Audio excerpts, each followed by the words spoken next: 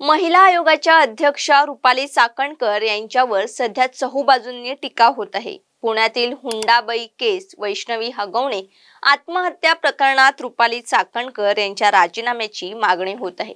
रुपाली चाकणकर महिलांच्या समस्यांमध्ये हलगर्जीपणा करतात, त्यामुळे ठाकरे गटाच्या सुषमा अंधारे, राष्ट्रवादी काँग्रेस शरदचंद्र पवार पक्षाच्या महिला प्रदेशाध्यक्ष रोहिणी खडसे यांनी मुख्यमंत्र्यांना पत्र लिहित त्यांच्या राजीनाम्याची मागणी केली होती। त्यातच आज रुपाली चाकणकर यांच्यावर चहूबाजूने टीका झाल्यानंतर त्या नाशिकमध्ये महिलांच्या तक्रारी जाणून घेण्यासाठी दाखल झाल्या। यावेळी महिला आयोग आपल्या दारी या उपक्रमाचे आयोजन करण्यात आले। त्यावेळी त्यांनी माध्यमांशी संवाद साधला आणि अनेक गोष्टींवर भाष्य केले।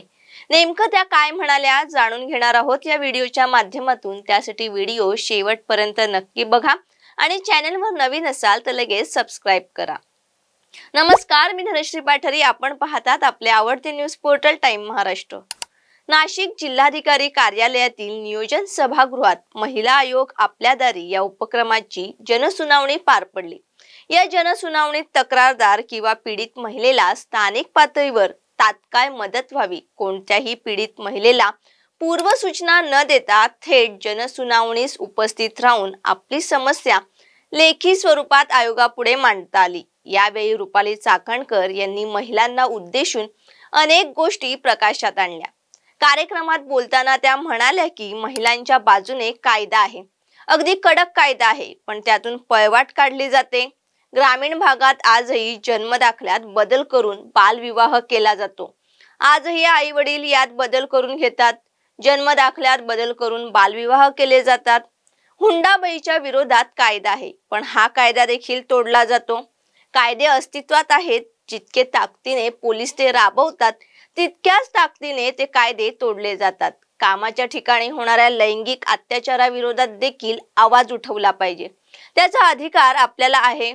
जनसुनावणीत अनेक तक्रारी आल्या आहेत, त्याचा न्यायनिवाडा आपण करीत आहोत। रुपाली चाकणकर पुढे बोलताना म्हणाल्या की तक्रारीचे निवारण करण्यासाठी पॅनल तयार करण्यात आले आहेत। महिलांच्या तक्रारीची दखल पोलीस आणि इतर कोणत्याही यंत्रणांनी घेतली नाही, तर शेवटी महिला आयोग आहे। ह्युमन ट्रॅफिकिंग, शाळा महाविद्यालयात जाणाऱ्या विद्यार्थिनींच्या तक्रारी, सायबर तक्रारी सोडवल्या जातील। लोकांची मानसिकता बदलणे खूप गरजेचे आहे। शिक्षण घेतले म्हणजे सुशिक्षित झाले असे नाही। तसेच त्यांनी यावेळी महिला आयोगाच्या उपक्रमाची माहिती दिली। महिला आयोग आपल्या दारी या उपक्रमाच्या अंतर्गत सुनावणी प्रत्येक जिल्ह्यात घेतली जात आहे। 4 वेगवेगळ्या पॅनलच्या माध्यमातून ही सुनावणी केली जात आहे। चांगल्या पद्धतीने न्यायनिवाडा केला जात आहे। गर्भनिदान चाचणीसह इतर कायदे आहेत, पण त्यातून पळवाट काढली जाते। ज्या तालुका जिल्ह्यात गर्भनिदान चाचणी होत नाही तर दुसऱ्या तालुक्यात जाऊन केली जाते। बालविवाह केले जात आहे, कायदे मोडले जाणे ही एक शोकांतिका आहे। तुम्ही या तक्रारींचा पाठपुरावा करा, तुम्हाला न्याय देण्याची जबाबदारी महिला आयोगाची आहे, असे देखील त्यांनी म्हटले आहे।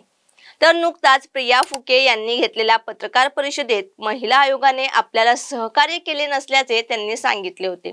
यावर रुपाली चाकणकर यांनी परिणय फुके यांच्या कुटुंबाबाबत आम्हाला माहिती नव्हती, आमच्याकडे तक्रारी आल्या नाहीत असे स्पष्ट सांगितले आहे। आता या सगळ्याबद्दल तुम्हाला काय वाटते? रुपाली चाकणकर यांनी मांडलेले आजचे मुद्दे तुम्हाला पटत आहेत का?